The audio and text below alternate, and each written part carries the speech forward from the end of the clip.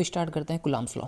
तो अब तक हम ये जान चुके थे कि चार्ज दो टाइप के होते हैं, एक पॉजिटिव चार्ज और एक नेगेटिव चार्ज। तो उन चार्ज के बीच जो लगने वाले फोर्स का मैग्नीट्यूड है, इसे कैलकुलेट करके दिखाया कुलाम ने। तो हम स्टार्ट करते हैं कुलाम्स लॉ। तो कुलाम्स लॉ पढ़ने के लिए हमको दो चीज़ ध्यान रखना ज़रूरी ये है कि कुलाम्स लॉ सिर्फ पॉइंट चार्ज के लिए ही एप्लीकेबल होता है, प्लस चार्ज स्टेशनरी चार्ज के लिए ही एप्लीकेबल है। इसका मतलब ये है कि हम जिस दो चार्ज पे कुलाम्स लॉ अप्लाई करेंगे वो दोनों चार्ज स्पेस में रेस्ट पे रहना चाहिए। अगर ये चार्ज मूव करेंगे तो हम कुलाम्स लॉ अप्लाई नहीं कर सकते। ठीक है।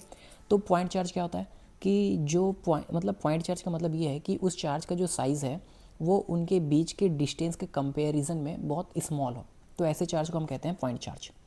ओके। तो according to Coulomb's law, Coulomb ने ये बताया कि अगर किसी स्पेस में किसी पॉइंट पे दो स्टेशनरी चार्ज हैं तो उनके बीच जो लगने वाला फोर्स का मैग्नीट्यूड है वो उन दोनों चार्ज के प्रोडक्ट के प्रोपोर्शनल होगा, प्लस उन दोनों चार्ज के बीच के जो डिस्टेंस है उसके स्क्वायर के इन्वर्सली प्रोपोर्शनल होगा। ठीक है। तो इसे हमने मैथमेटिकल इक्वेशन में ऐसा लिखा कि F proportional to Q1 into Q2, और हमने इसे इक्वेशन 1 बोल दिया, और हमने बोला कि F प्रोपोर्शनल 1/r², इसे हमने बोल दिया इक्वेशन 2। ठीक है। तो हमने अब इक्वेशन को आगे बढ़ाया। तो जब हमने इक्वेशन को आगे बढ़ाया तो हमने क्या किया कि इक्वेशन 1 और इक्वेशन 2 को दोनों को मर्ज कर दिया। तो मर्ज करने के बाद हमारा इक्वेशन कुछ इस टाइप का दिखाई दे रहा है कि F प्रोपोर्शनल होगा Q1 Q2 divide by r² के। तो जैसे ही हमने यहाँ से प्रोपोर्शनलिटी का साइन हटाया तो हमने एक कांस्टेंट लगा दिया जिसे हमने स्मॉल k बोला।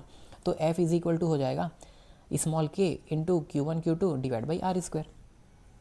अब अगर हम बात करें कि इस कांस्टेंट की वैल्यू क्या होगी, तो इस कांस्टेंट की वैल्यू अगर मैं ऐसा ही सिस्टम में मेज़र करूं तो ये जो स्मॉल के है उसकी वैल्यू होती है 1/4 पाई एप्सिलॉन नॉट। ओके। तो यहाँ पे एप्सिलॉन नॉट एक पैरामीटर आ रहा है जिसे हमने बोला परमिटिविटी ऑफ ए वैक्यूम। तो अगर आप ये जानना चाहेंगे कि ये एप्सिलॉन नॉट होता क्या है, तो ये आपको तब समझ में आएगा जब आप इलेक्ट्रिक फील्ड लाइंस के बारे में पढ़ लेंगे। फिर भी मैं आपको आइडिया दे देता हूँ कि एप्सिलॉन नॉट एक ऐसी क्वांटिटी है जो ये मेज़र करके बताती है कि वैक्यूम में जो इलेक्ट्रिक फील्ड लाइंस है उसका मेज़रमेंट क्या रहेगा। अगर इलेक्ट्रिक फील्ड लाइंस वैक्यूम में ट्रैवल कर रही है तो उसके एक मेज़रमेंट के बारे में हमको ये एप्सिलॉन नॉट बताता है। ओके। तो हमने क्या किया कि हमारे पास ये जो एक्सप्रेशन आया था उसमें हमने क्या किया, कांस्टेंट के की वैल्यू रख दी। तो हमारे पास फोर्स की वैल्यू क्या आ गई, F is equal to 1/4 pi epsilon not Q1 Q2 by r²। तो यहाँ पे हमारे पास ये जो एप्सिलॉन नॉट है, ये जो एप्सिलॉन नॉट है ये वैक्यूम के लिए। ठीक है। तो ये जो एप्सिलॉन नॉट है उसकी वैल्यू होती है 8.854 इंटू 10⁻⁻12 कूलाम स्क्वायर पर न्यूटन मीटर स्क्वायर। तो अगर आप गौर करेंगे तो आप यहाँ देख सकते हैं कि अगर दो चार्ज किसी स्पेस में रखे हैं और इनके बीच में अगर वैक्यूम है और कुछ नहीं है, इनके बीच में क्या है, वैक्यूम है, फिर भी वहाँ पे ये जो एप्सिलॉन नॉट है इसकी कुछ ना कुछ वैल्यू आ रही है। इसका मतलब ये है कि इलेक्ट्रिक फील्ड लाइंस को कुछ ना कुछ क्रॉस कर रहा है। मतलब अगर आप ये सोचते हैं कि वैक्यूम मतलब कुछ नहीं होता, तो ऐसा नहीं है। वैक्यूम में भी कुछ ना कुछ रेजिस्टेंस होता है, उस रेजिस्टेंस के कारण ही इस एप्सिलॉन नॉट की कुछ वैल्यू आई। ओके। तो फिर हमने क्या किया कि हमने जो ऐसा ही सिस्टम में जो कांस्टेंट लिया था उस कांस्टेंट में हमने क्या किया कि एप्सिलॉन नॉट की वैल्यू रखी। तो हमने इसको कुछ कैलकुलेशन सॉल्व किया तो हमारे पास ये 1/4 पाई एप्सिलॉन 0, ये एप्सिलॉन नॉट, इसकी वैल्यू हमारे पास क्या आ गई, 9 इंटू 10⁻⁹ न्यूटन मीटर स्क्वायर पर कूलाम स्क्वायर। तो हमने इस वैल्यू को हमारे इस एक्सप्रेशन पे रखा और हमने देखा कि फोर्स की वैल्यू क्या आ गई, 9 into 10⁻⁹ into Q1 Q2 by r²। अगर आपको कुलाम्स लॉ से रिलेटेड न्यूमेरिकल बनाना है तो आपको ये फार्मूला यूज़ करना पड़ेगा। ओके।